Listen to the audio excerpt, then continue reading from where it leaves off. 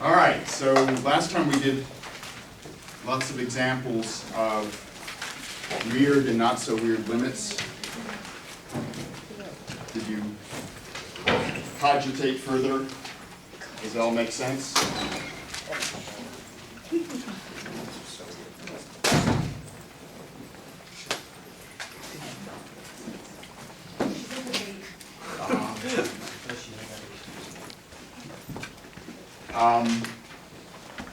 So what I want to do today is actually define the key word for us as we move on to calculus. So we want to talk about continuity of functions. Everybody remember from baby calculus what continuous means? Yeah. What does it mean?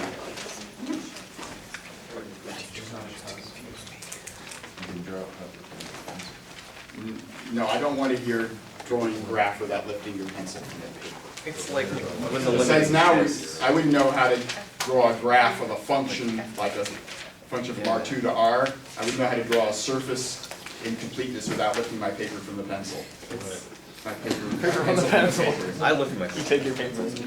If you have a limit and the limit and then that function or I mean I'm just mumbling at this point. I know what you're saying. Yeah, but if you have a limit and then the function exists at that limit, at that value of the limit, then it's continuous. I think you sort of said it right. That's right. I just didn't say it in the most So let's concise manner. Let's do the general setup now. Suppose that you have a function not necessarily defined on all of Rn, but let's say some open subset. And it's mapping to Rm. Because we are really going to care about vector values as well as vector inputs. So we say f is continuous at a point A in the domain if the limit as x approaches A of f of x exists. So now, remember we made a big deal for the last 2 days that when we talked about the limit as x approaching A existing, we did not make A be in the domain of the function. We specifically said that the function didn't have to be defined at A. But now I am going to say it's defined at A, and in fact that the limit is the value of the function at A. I think tangled up in all of Dan's words was that notion. So what we're saying here is that if you take any point A here, and you want to say f of A is over here somewhere, what we're saying is as you get closer and closer to A, you get closer and closer to f of A there. And that's what continuity is. So you're all used to this. There are various examples that we're going to do. And going with the limit theorems that I purposely didn't prove, you have the analogous statements for continuous functions. I will do an actual proof of one of the properties today, but so the properties of continuity that are analogous to the ones we stated the other day are that if you have f and g mapping u both to Rm, then it makes sense to add their values. You can add vectors in Rm. So then if f and g are continuous at A, then their sum is continuous at A. And that's just because the limit of the sum is the sum of the limits. And if f is continuous, the limit of f is f of A. And if g is continuous, the limit is g of A. And adding f of A and g of A is, by definition, how you add the functions. And similarly, dot products work.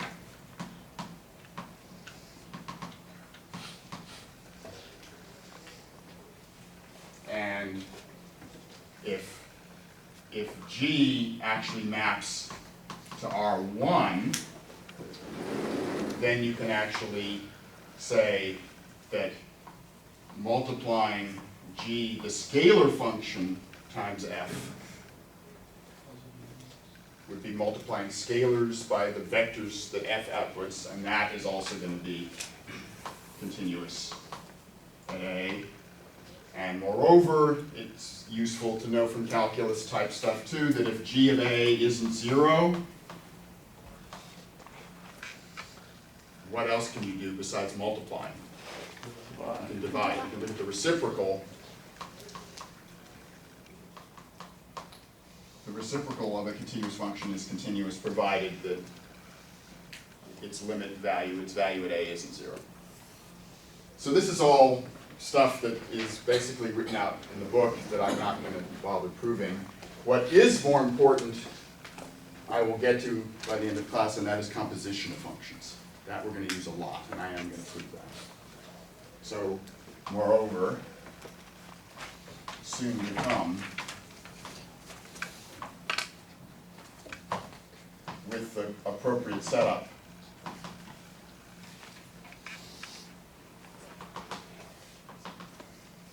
composition of continuous functions.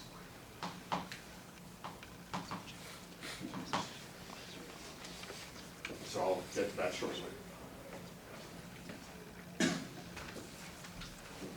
So I didn't say that in the definition. I should probably go back and amend it. What does it mean to say F is continuous, period, without putting an at A in it? Continuous.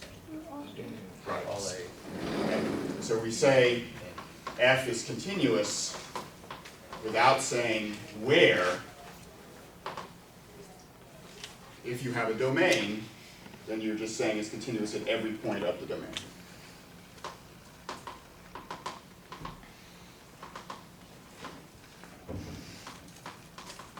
And we will actually be talking about continuity with domains that are not open sets as well, but I'm not going to worry about that today. At least not yet, anyway.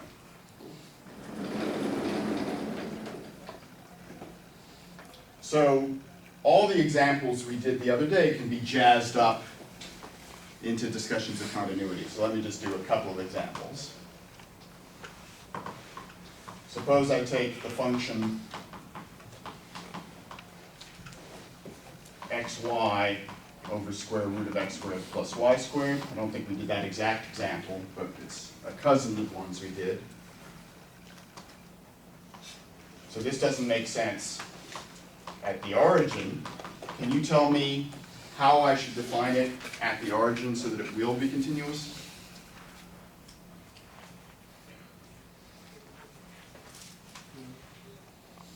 You just write like a second part of a function where f of 0, 0 is 0. So, yeah, I was asking you to tell me what number I should put there to get a continuous function. So, we showed last time, but let's do it again just to remind you, how would you show this was continuous at 0? The limit has to be the value of the function at 0, which is 0. Okay, so the question, that boils down to asking why is the limit, as you approach the origin, of f of the function equal to 0? And how did we see that the limit of this function is 0 the other day? What did we do? It was x over the magnitude of x, which then, since x is listed. So we looked at the absolute value of the function minus 0. And as Mallory was recalling, one way of doing this was to say, split it into two pieces. I'll do it slightly differently from what I did the other day. And what did we observe about this function? It's between 0 and 1. So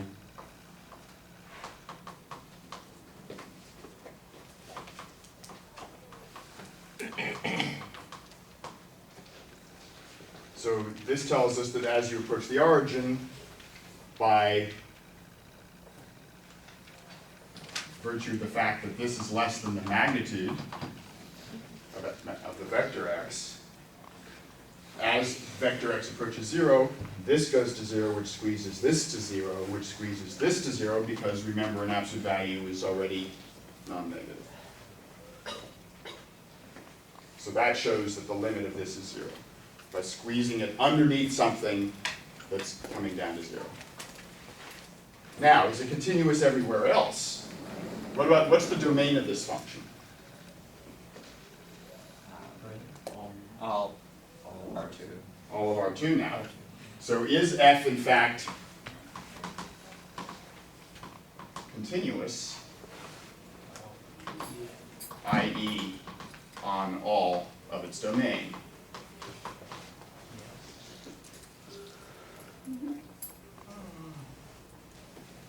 And how do you nail that?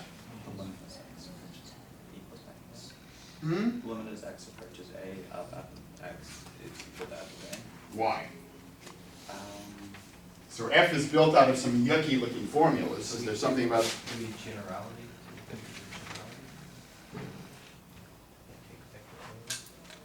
Well, but I mean, if I was allowing you to use properties that we haven't proved officially, We see it. So we take square root of x squared plus y squared, or 1 over g. so note X is not equal. g of x equal magnitude x is continuous. Why? Because the magnitude of Because we proved it in homework. You actually did prove it in homework, although it's disguised. yeah. But I'm about to do something which makes it directly follow from your homework, as Nick's pointing out. What did you do in homework that Nick's thinking of? Use the triangle inequality. But you did it with sequences in there. Did you not? Is that what you're thinking of, Nick? I'm not sure. But we could, right, but as Sammy's saying, we can do it directly. If you look at g of x minus g of a, absolute value, that's the absolute value of magnitude x minus magnitude a. And what do you know about that from problem 1.2.17? So less than or equal to the magnitude of x minus a. It's less than, this is the reverse triangle inequality, right? Less than or equal to the magnitude of x minus a. As x is approaching a, this is going to, and this is an absolute value, so again, it's non-negative. So that says this has to approach 0. So that's continuity. So the denominator is a continuous function. If you agree to use what I stated over here, that means taking 1 over a continuous function is continuous as long as I'm not at 0. Well, we already dealt with 0 here. So away from 0 is all I have to worry about. I should have said that before. So taking xy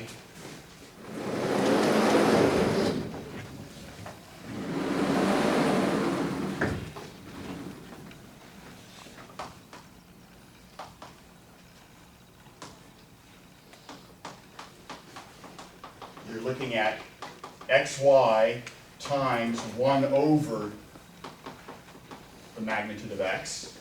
So this is continuous. Is there some totally reasonable way you can see that the function xy is continuous? We could do a torturous from the definition proof, but is there an easier way?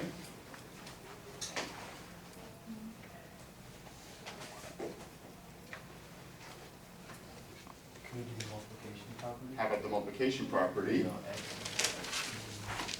So I just need to see, using continuity of the product, all that remains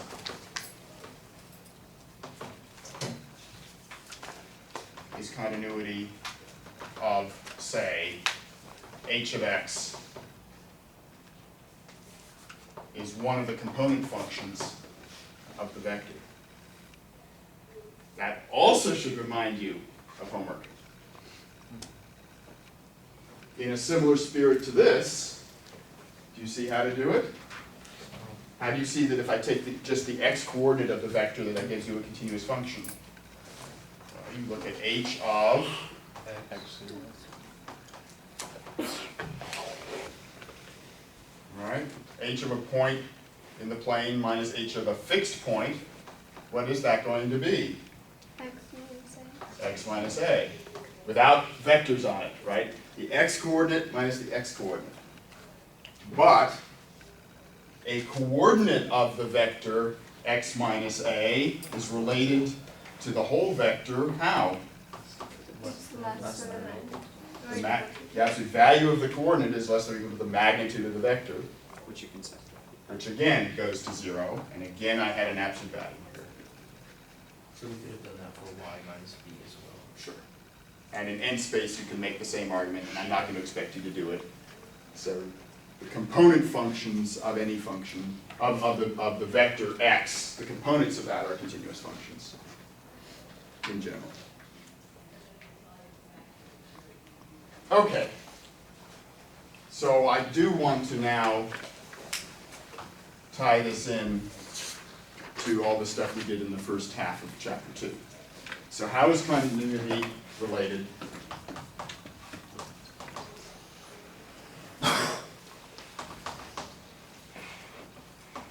To open and closed sets.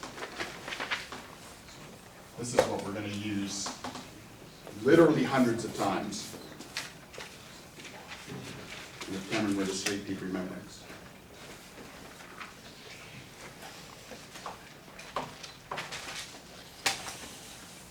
So, first question.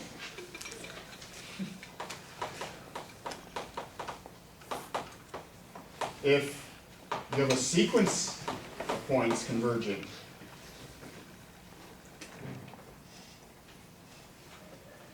and f is continuous, so I'm not going to keep writing, unless I need it, I'm not going to keep writing what the domain and range of f are.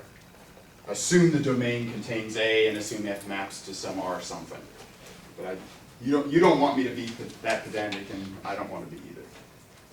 So if xk approaches A and f is continuous at A, what do you think is true?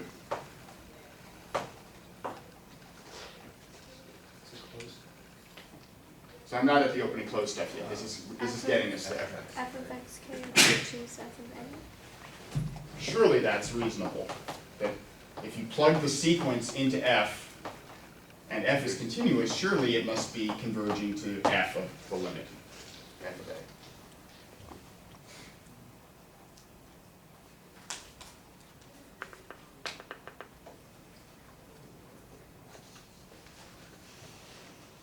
So let's see, can we prove this?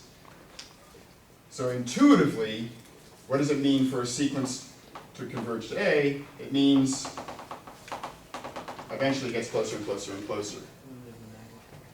And continuity is telling you that if you get close enough to A, what's happening? You're approaching f of a. The f of the points are getting close to f of A. So eventually, if your sequence is inside this ball, f of the sequence should be inside a small neighborhood of f of A. That's the idea, but we have to write it down.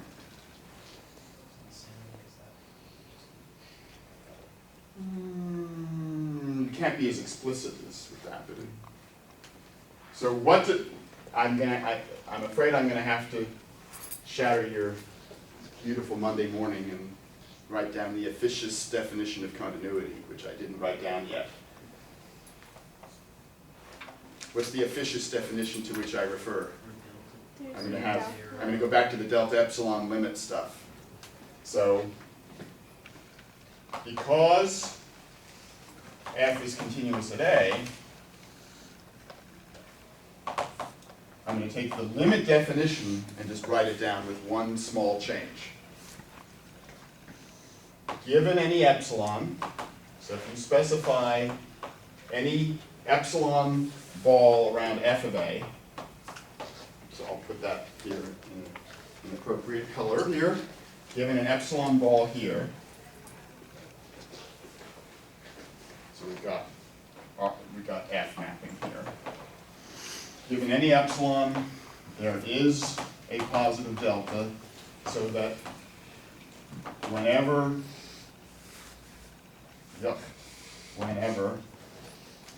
magnitude of x minus a is less than delta, we have magnitude of f of x minus the limit, but now the limit is what? This thing's F of valid. a is less than epsilon in magnitude. Now, I made another change here, so I inserted f of a for the limit, but what else did I do for those of you with sharp eyes? You didn't bound the magnitude by 0. I didn't take away I didn't leave greater than 0 here. Why was the greater than 0 there in the first place when we defined limit? To keep us from including a, where we didn't even know the function was defined. But do I have a worry about a now? If we're talking about continuity, a is in the domain. And am I caring if x equals a? What happens if x equals a? It's still less than delta. That's automatically, True. what's this? 0. 0, which is automatically less than epsilon no matter what. Right? So I'm okay. This is the officious definition of continuity. Now, how do I put stuff with my sequences in here? Well, what do I want to do to prove this statement? I want to show, given any epsilon, there's not a delta. There's a point past which this sequence is inside this ball. So these are the fxk's, and I need to know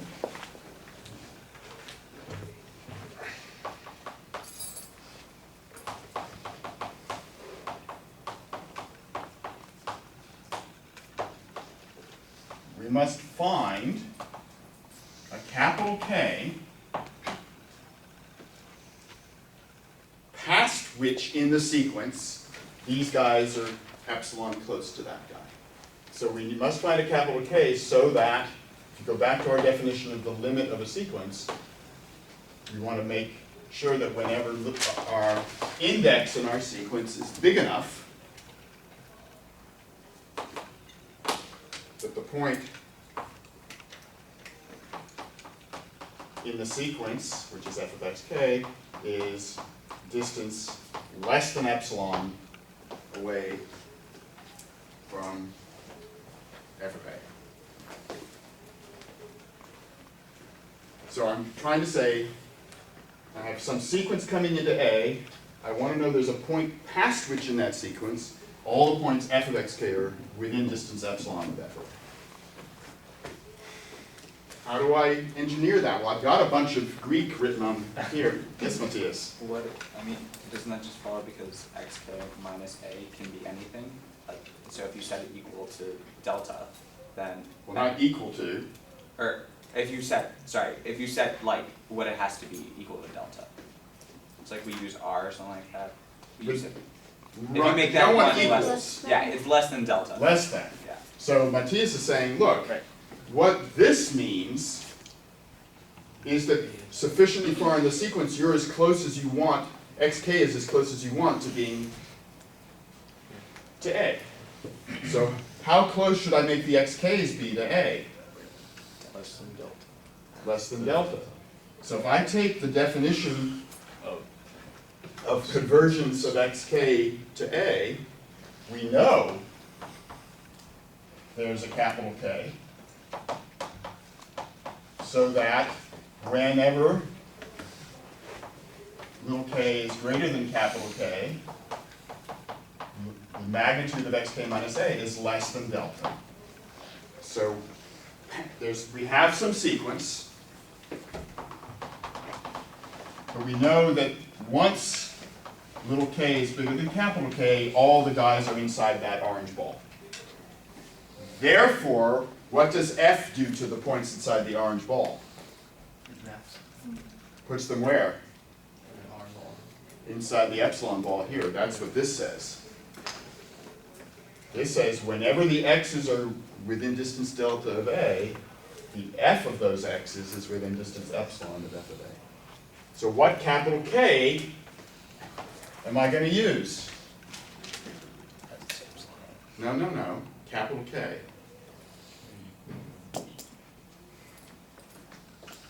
Is this capital K related to that capital K? Same. Let this capital K, it said we must find. Well, we know there's this capital K that makes the sequence x of k close enough to a. For that K,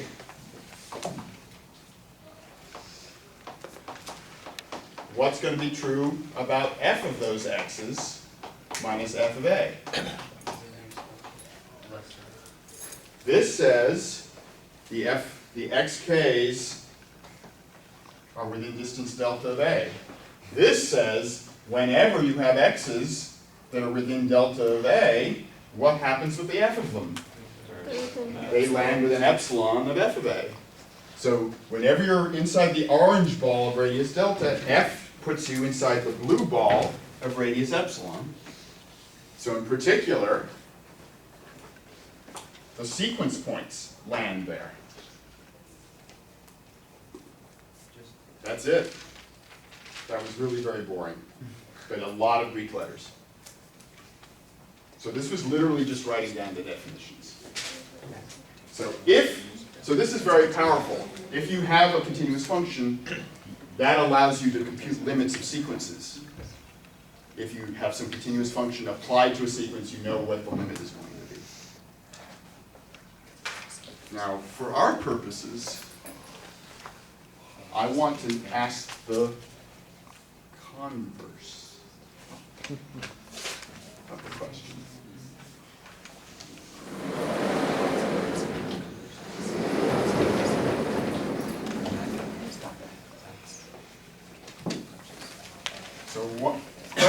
So the interesting question is going to be the converse of the first question.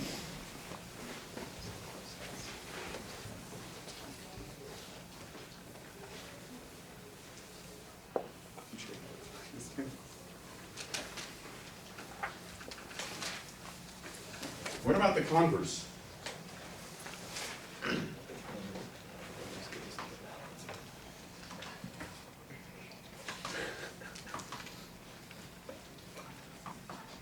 So the observant bystander will ask, what in the world is the converse? Is that if f of xk approaches f of a, that xk approaches a? Well, that wasn't quite right, because you didn't mumble the word continuous. No, that's not exactly. And So- f is continuous at a.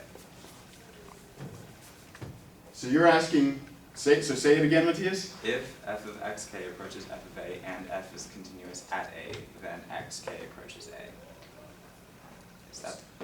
What do people think?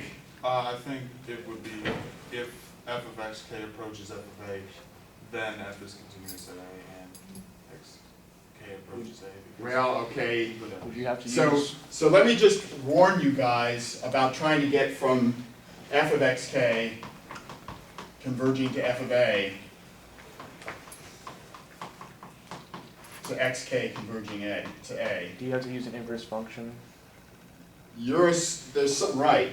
What if you had something like f of x equals x squared? And you all are familiar with this function, I presume.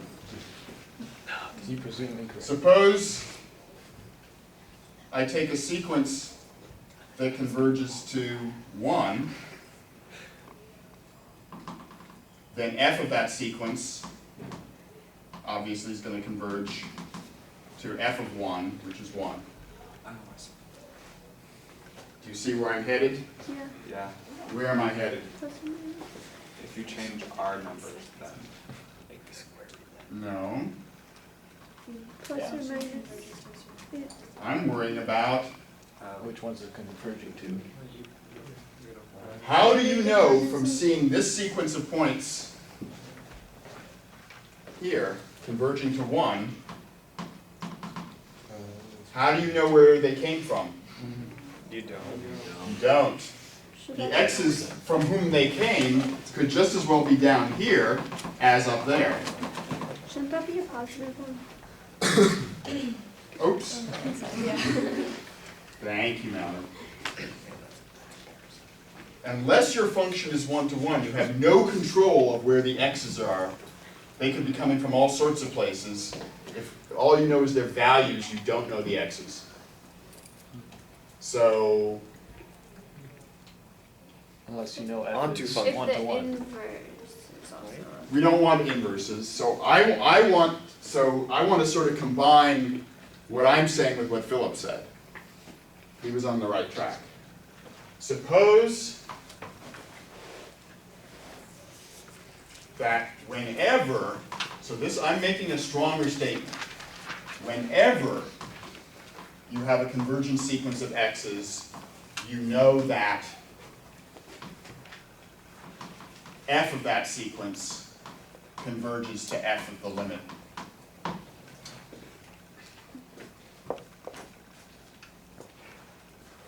So I'm making a stronger statement that says for every sequence coming to A, f of that sequence goes to f of A.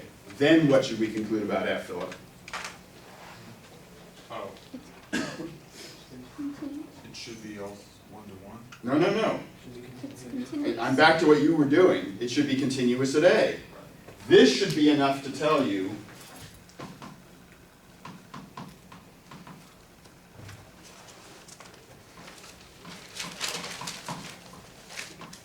that f had to be continuous at A. If you knew that sequences worked, then the function has to be continuous. Now you guys, let me put a little red warning comment here.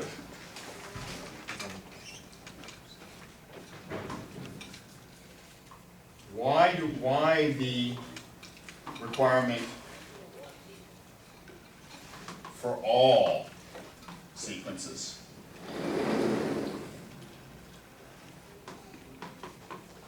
So I said whenever. I mean, that means all possible sequences coming to A, you have to know that f of them goes to f of A. Mhm. Is it because a possible sequence could be just A repeated over and over again? That would be a very boring sequence, but that would be allowable. And then, but that doesn't. That wouldn't tell you anything. Yeah. But I'll even let you stipulate that it can't be the boring sequences. We haven't talked about this, but what's the most not continuous function you can think of? Of zero, or of the rationals. Of the rationals.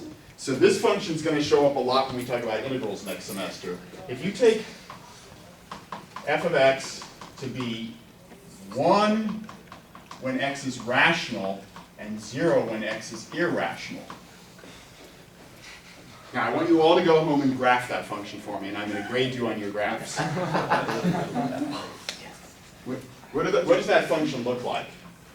It's Crazy. just like a bunch of dots up at 1 and a bunch of dots down at 0. But never shall the dots overlap, Right. right?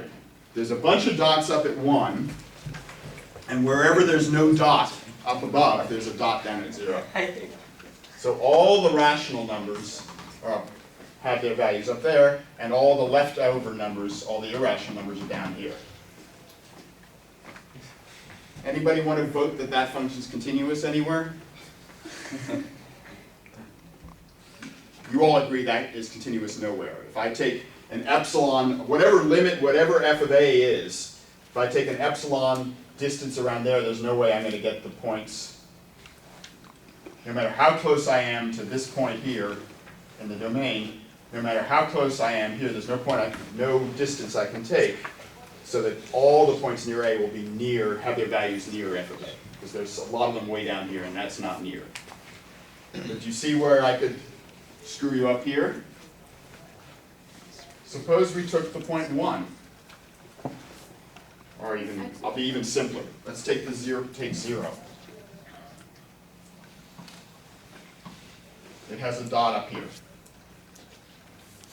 I can certainly find A sequence that is- sequences that go to 0 where they're all what kind of number? Rational number. Rational.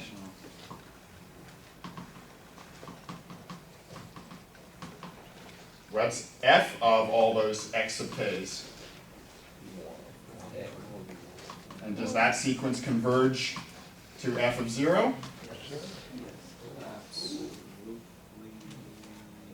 But is f continuous? No.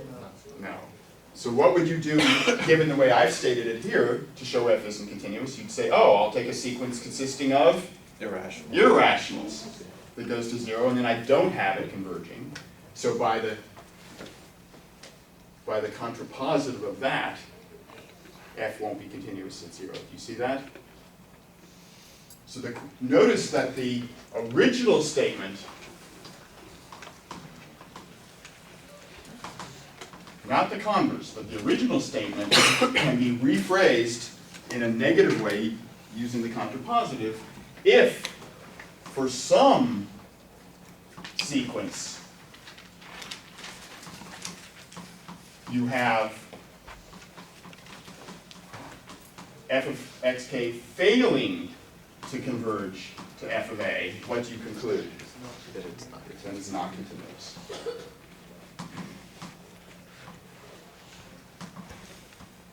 So that's why this is already useful. Even the original statement says if you can find one way of approaching a where the function values do not approach f of a, then the function can't be continuous. This is souping that up and saying, well, if you can never find such a way, then in fact the converse holds. If for every sequence converging to a, f of the sequence converges to f of a, then in fact it has to be continuous.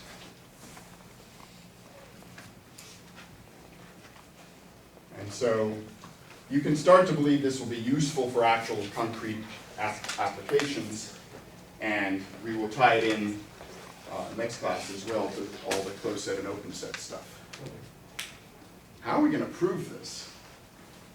So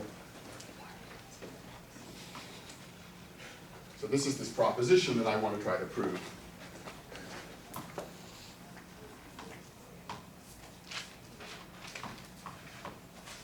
How do we prove a statement that says, whenever something happens, you know something, then f must be continuous?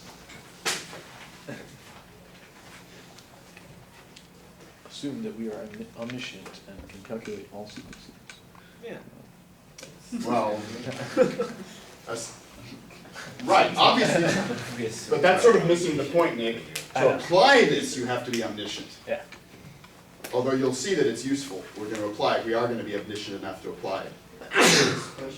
But how can you possibly prove something like this knowing where you have some condition that it holds for every sequence? Find one where it doesn't hold.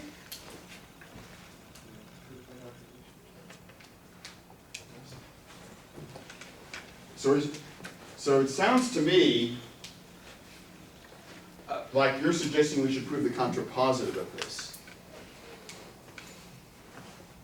So What about what's the contrapositive? We're back to doing contrapositive again. If there exists one x sub No, suppose, no.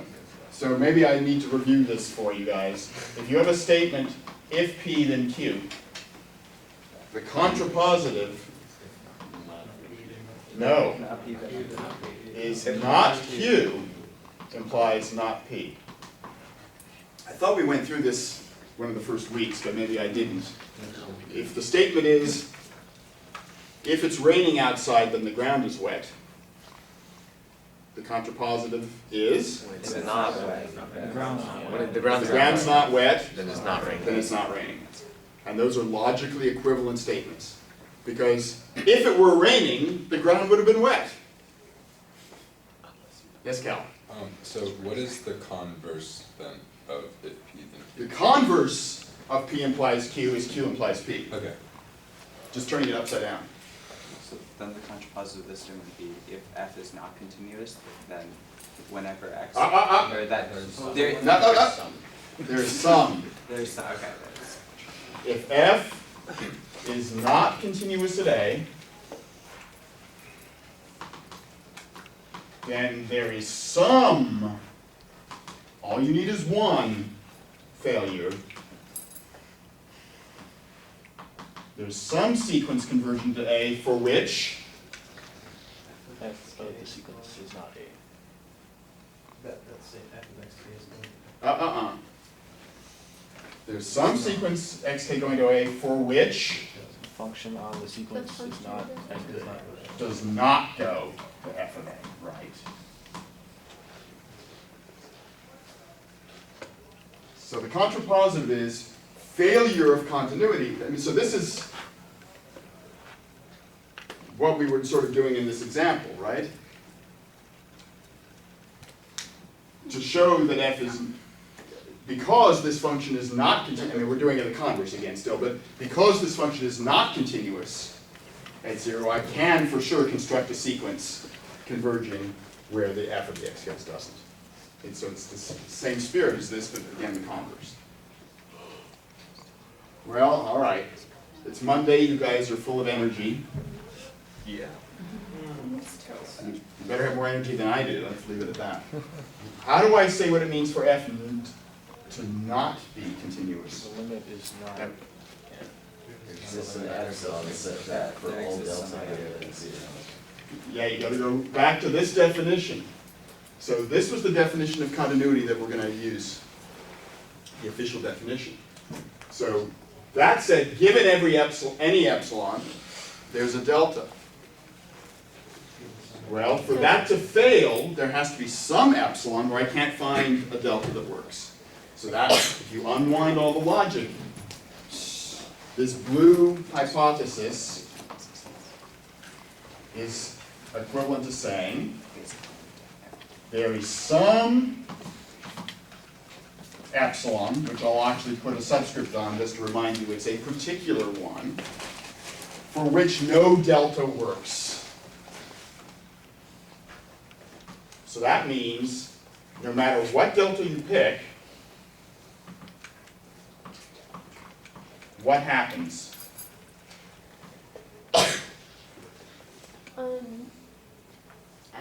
F of x k minus f of a is greater than or equal to. For all x's? For some x. So whatever delta you choose, there is some x. So this is where the logic gets a little tricky. But if I want to say every car in this county has a South Carolina license plate, and you tell me I'm full of it, what do you have to do to show me? All you have to do is find one car that didn't have a South Carolina license plate, tag, whatever, right? So all you have to do to say this is failing for every delta is for every delta find one particular x that is less than delta away from A, and yet the f values are not within epsilon, so they're greater than equal to epsilon of naught.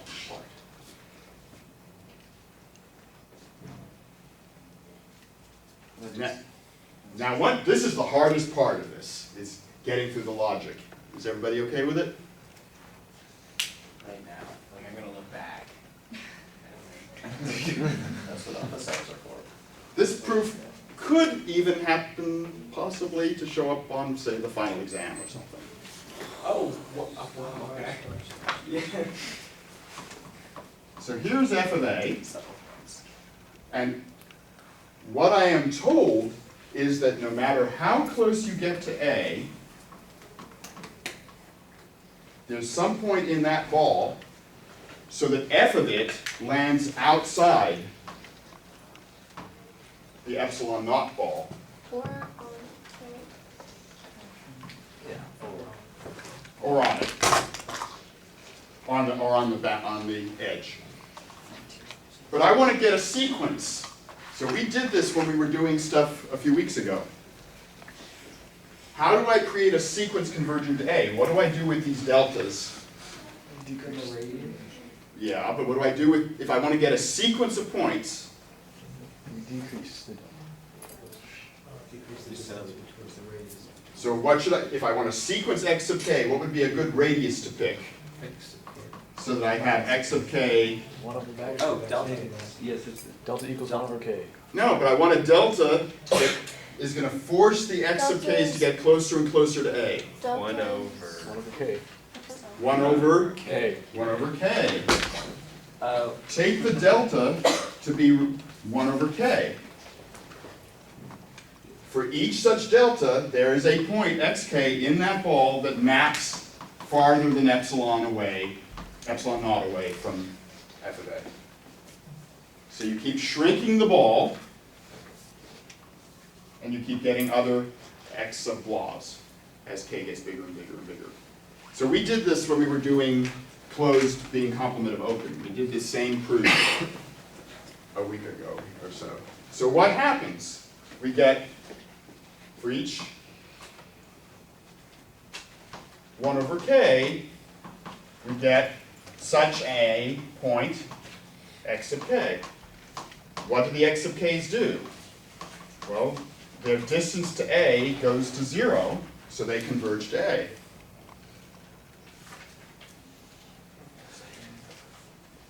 And what about f of them?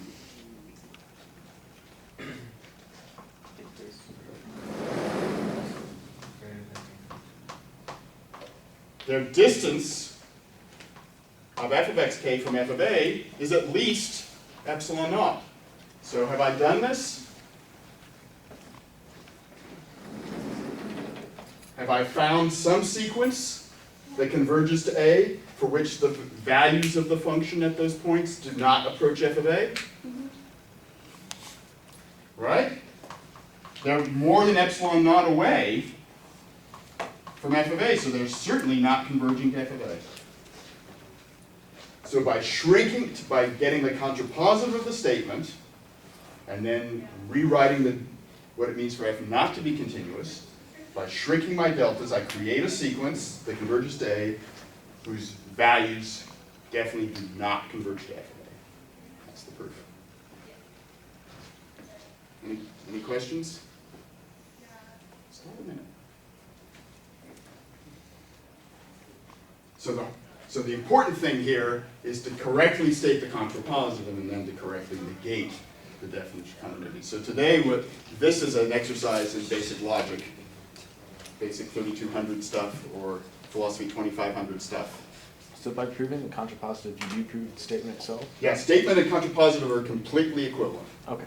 If you know one, you know the other, and vice versa. Okay, so I will pick up with this tomorrow and relate continuity to closed sets and open sets, talk about composition, and then we're ready for calculus.